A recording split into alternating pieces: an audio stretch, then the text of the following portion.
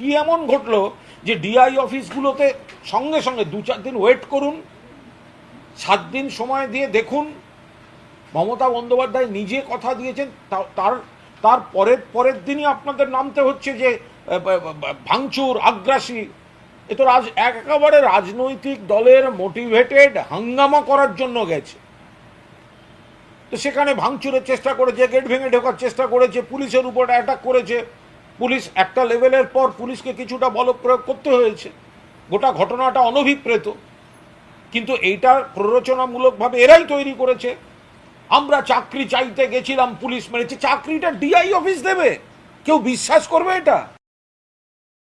মুখ্যমন্ত্রী যে সমাধান করার চেষ্টা করছেন সেটা যাদের সহ্য হয়নি সেই রাজনৈতিক দলগুলোই বকলমে ক্যাডার পাঠিয়েছিল কিছু। কি এমন ঘটলো যে ডিআই অফিসগুলোতে সঙ্গে সঙ্গে 2-4 দিন ওয়েট করুন,